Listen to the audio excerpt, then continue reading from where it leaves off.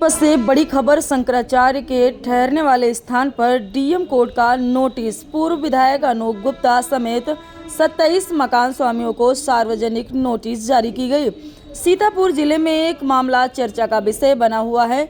जानकारी के अनुसार समाजवादी पार्टी के कार्यकर्ताओं द्वारा 7 जुलाई को विभिन्न स्थानों पर जगत गुरु शंकराचार्य स्वामी अभिमुक्तेश्वरानंद सरस्वती का स्वागत किया गया था।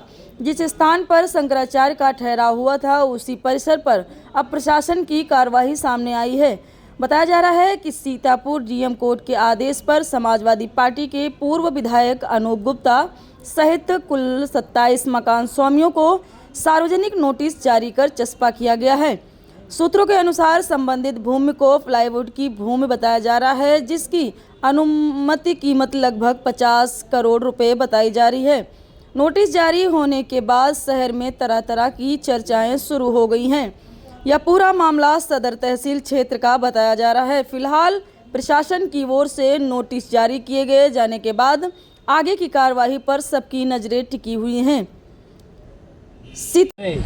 यदि विधिक परीक्षण एवं सुनवाई के उपरांत किसी पक्ष का वैध स्वत्व स्थापित नहीं होता है तो उक्त विवादित भूमि भारत के संविधान के अनुच्छेद 296 के अंतर्गत बोना वैकेंटिया के रूप में राज्य सरकार में निहित मानी जाएगी तथा विधि अनुसार आवश्यक राजस्व कार्रवाई की जाएगी। नंबर 2, निम्नलिखित संस्थाएं दावा प्रस्तुत कर सकती हैं। राजस्व अभिलेखों में दर्ज व्यक्ति अथवा उनके विधिक उत्तराधिकारी, मूल सेठ परिवार के विधिक उत्तराधिकारी, मिसेस प्लाईवुड प्रोडक्ट मूल वर्तमान फर्म अथवा उनके भागीदार उत्तराधिकारी, किसी विक्रय पत्र हस्तांतरण पत्र के आधार पर दावा करने वाले व्यक्ति, वर्तमान कब्जाधारी, अन्य हितबद्ध व्यक्ति या संस्था। की गई है शंकराचार्य को रोकना ही महंगा पड़ गया सपा के पूर्व विधायक को, क्या कहेंगे?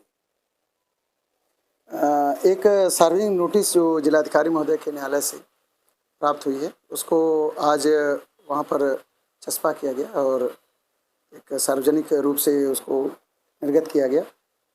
जो ग्राम छावनी गोरा बारिक में गाटा संख्या 370 सर्वे संख्या 55 लगभग 2.023 हेक्टेयर की भूमि है। इसके लिए निर्गत किया गया है कि जो भी वहाँ उस भूमि से संबंधित लोग हैं अपना पक्ष जिलाधिकारी महोदय के न्यायालय में 24 जुलाई तक प्रस्तुत कर सकते हैं। क्या कहेंगे अगर मान लीजिए वो अपना पक्ष नहीं प्रस्तुत करते हैं तो आगे की कार्रवाई क्या होगी?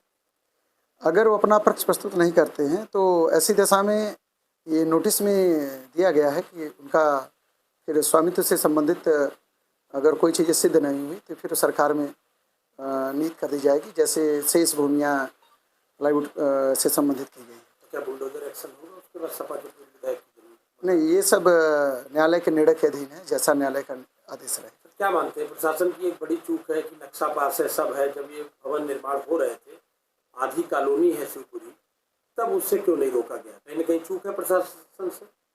नहीं, इसके बारे में मैं कुछ अभी नहीं कह सकता। अभी न्यायालय में सुनवाई होगी, इन सब बिंदुओं पर सुनवाई होगी, जैसा न्यायालय का निर्णय रहे। नक्शा कैसे पास हो गया प्रशासन? ये तो सब न्यायालय में बिंदु विचारणीय रहेगा। नक्शा करीब 27 मकान हैं इस समय, और जिसमें नहीं, नोटिस एक सार्वजनिक नोटिस थी।